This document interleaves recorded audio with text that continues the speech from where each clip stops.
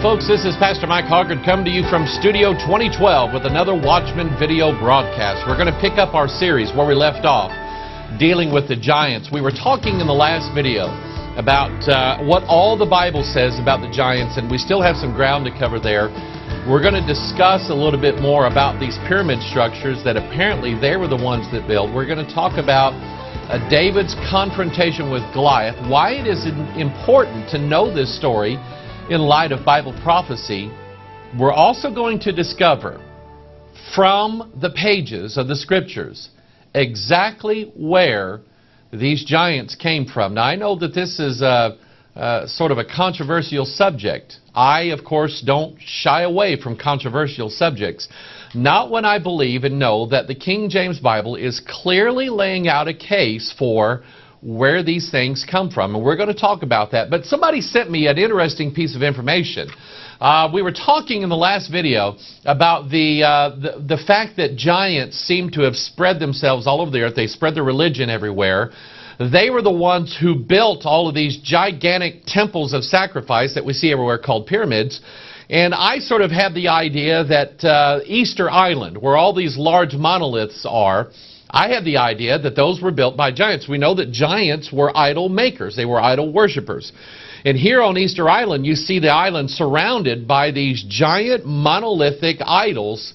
Just basically covers the entire island. One beach in particular, a guy wrote me an email and said, Pastor Mike, I don't know if you know this or not, but one of the beaches where these idols are found is called Anakina Beach on Easter Island. Anakina. And he said, it looks like the name Anak is in that beach's name. And I'm going, you know, not too bad. I can't say for sure. I tried to find out where the word Anakina came from.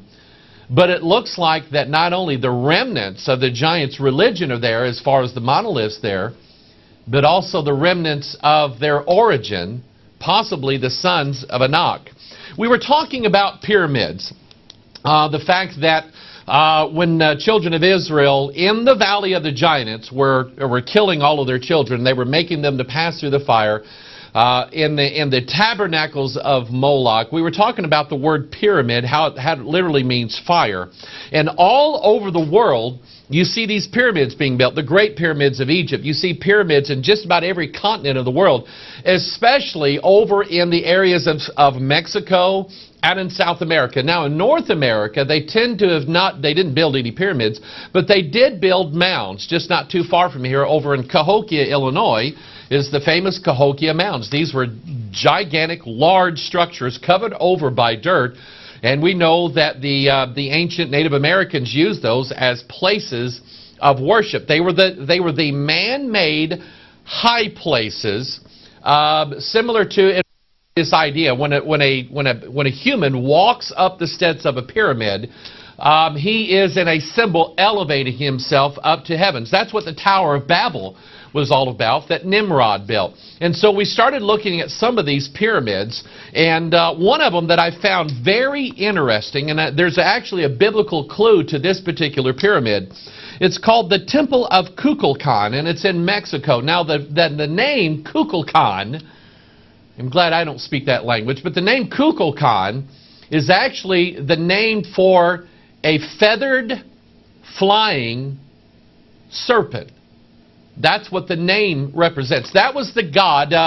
Kukulcan is related to the word Quetzalcoatl. Remember when I think it was Hernando Cortez came over and he landed there in the beaches of Mexico and encountered that ancient civilization there. They thought that he was Quetzalcoatl. They thought he was the return of their god. Quetzalcoatl was the serpent god, the fiery flying serpent. And here's the interesting thing about the pyramid that was built in honor of their fiery flying serpent. You see, there was the idea that the serpent god descended down from the heavens and basically instituted their religion and started their religious practices. So we have a serpent god descending down from heaven. Now when they built this particular pyramid, it's a step pyramid, but they built it so that it was oriented in a particular fashion. Here is an image now taken. This is a picture of the Kukulcan pyramid in Mexico. And I want you to notice that the steps on the pyramid, there is like a staircase that descends down, and at the bottom of that staircase is the head of a serpent. I want you to notice the shadow. The shadow that is formed when the sunlight hits the corner of the pyramid, it makes the image, I want you to look at this now, look at the picture, and then it makes the image of a serpent descending down. Now this only happens 2 times a year. It only happens at the equinox, okay? The vernal equinox and the autumnal equinox. It only happens during that time, the day when there's 12 hours in the day and 12 hours in the night. Now, in all the mystery religions, let's say Albert Pike here talks about the idea of balance or equity or equality. You see a statue holding a scales, and they're in balance. That is a Masonic concept or an occult or New Age concept that shows equality or it shows balance. Actually, what it shows the fusion of light and darkness, sort of like the yin-yang symbol. So the equinox is 12 hours in the day and 12 hours in the night. And so this particular temple was oriented so that at the equinox, when the sun shone at a certain time of day, the image that was projected on this stairwell was the image of a serpent descending down to the earth. This was in honor of the serpent God, who is Lucifer. How art thou fallen from heaven? Remember what Jesus said. He said, I beheld Satan falling from heaven as what? Lightning. Lightning and the image of a snake are very, very, very similar. In fact, you will see lightning used also as an occult symbol as well. Now, here's what's interesting about this, okay? All of the anthropologists, all the scientists, they like to look at this and say, this is their myth. It was based upon these fanciful ideas of blah, blah, blah, okay? They don't actually believe the Bible, and so therefore they don't understand the reality of what this pyramid's all about. You see, in the anthropologist's mind, these Mexicans went to enormous efforts to build this temple, this pyramid, that was based on absolutely nothing. They just dreamed it up in their mind and they said, well, let's build this thing. I don't think so. Actually, if you just believe the Bible, you'll understand the whole concept of what this fiery flying serpent is all about. You'll understand that it's in fact real. Let's look at the Bible, Isaiah chapter 14, verse 29. Rejoice not thou, whole Palestina, because the rod of him that smote thee is broken. For out of the serpent's root shall come forth a cockatrice, and his fruit shall be a fiery flying serpent. Now, I want to stop right here. I want you to look at this verse again. It says that it mentions the serpent's root and his fruit. Okay? The fruit of the serpent is a fiery flying serpent. Now the Bible mentions this thing as if it were real. I want you to look at Isaiah chapter 30, verse 6. And we're going to examine this verse very, very carefully. And I want you to understand, and let me throw this in. Oftentimes when the Bible is mentioned, let's say something like Leviathan, in the book of Job, Leviathan, this huge, large sea creature. Well, I believe I believe in the earthly realm, that is a remnant of what we would call the dinosaurs, or possibly even a plesiosaur. Or, as we mentioned in the previous video, every culture in the world has a dragon story. Well, I think they were seeing dinosaurs. I also believe, and we'll see this in this teaching, that when the Bible references certain beasts, it is speaking of, number one, an earthly realm creature, but also a spirit as well. And I want you to understand that I have seen snakes, okay? I've seen snakes I've been out hunting and seen snakes, and I don't like snakes, okay? Well, we understand that there are earthly realm snakes. We also understand that the Bible literally refers to the devil consistently throughout the Scriptures as a serpent or as a dragon. That is his actual appearance in the spiritual realm. So I want you to get this, that the fruit of the serpent is a fiery, flying serpent. In Isaiah chapter 30, here's what it mentions. The burden of the beast of the south into the land of trouble and anguish, from whence cometh the young and the old lion. Now I want you to look at this. The word lion here. Everybody knows that lions exist on the earth. Okay, we've seen them. You go to the zoo, you've seen them. I went to Kenya and saw them. Okay, I saw them in a cage, but I saw them there.